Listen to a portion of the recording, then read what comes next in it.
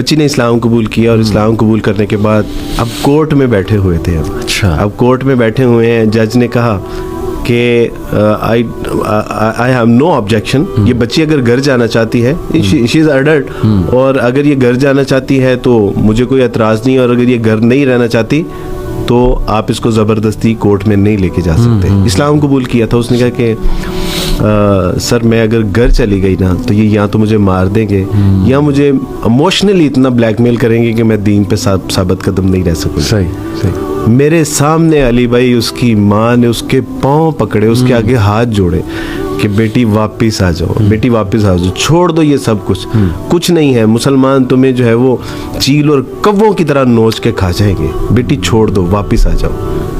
اور وہ اللہ کی بندی کی زبان پہ ایسی خاموشی تھی, وہ جنہوں نے رسول اللہ کو نہیں دیکھا تھا وہ باتیں کرتے تھے, اور جنہوں نے رسول اللہ صلی اللہ علیہ وسلم کو دیکھ لیا, پڑھ لیا, سمجھ لیا, ان کے اوپر خاموشی طاری ہو جاتی ہے. وہ خاموشی تھی کہ میں اس رسول اللہ کے ساتھ کیسے بے وفائی کر سکتی ہوں, میں اس اللہ کے ساتھ کیسے بے وفائی کر سکتی ہوں.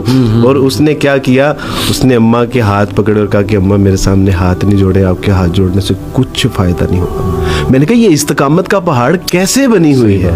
پتہ چلا کہ اس نے رسول اللہ کی سیرت کو پڑھا ہے, اس نے رسول اللہ صلی اللہ علیہ وسلم کی سنتوں کو پڑھا ہے. وہ آخرت کی کامیابی اور کامرانی اس کی آنکھوں کے سامنے ہے, وہ قرآن کے حقائق جو ہیں وہ اس کی آنکھوں کے سامنے ہے, وہ اللہ سبحانہ و تعالیٰ کی جو توحید ہے, اس کی جو وحدانیت ہے, جنت میں جو اللہ کا دیدار ہے, جنت کی نعمتیں وہ اس کے سامنے ہیں کہ جو اس کو پگھلنے نہیں دے رہی ہے استقامت کا پہاڑ.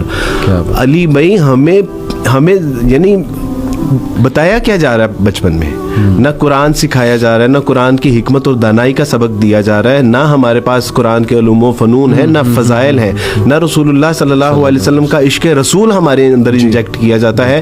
آج آ کے آکسفورڈ سے شروع ہوتے ہیں اور آکسفورڈ پہ جا کے ختم ہو جاتے ہیں. کہاں سے, یعنی وہ اقبال کہتے ہیں کہ گلا تو گونٹ دیا اہل مدرسہ نے طرح, صدا آئے کہاں سے لا الہ الا اللہ. ہم نے اپنے بچوں کو بچپن میں کیا, ہم نے اپنے بچوں کو بچپن میں لوریوں میں کہ رسول اللہ صلی اللہ علیہ وسلم کی درود شریف پڑھا, یعنی وہ بھی تو مائیں تھے نا کہ جو لوریوں میں اپنے بچوں کو درود شریف پڑھ کے سنایا کرتی تھی.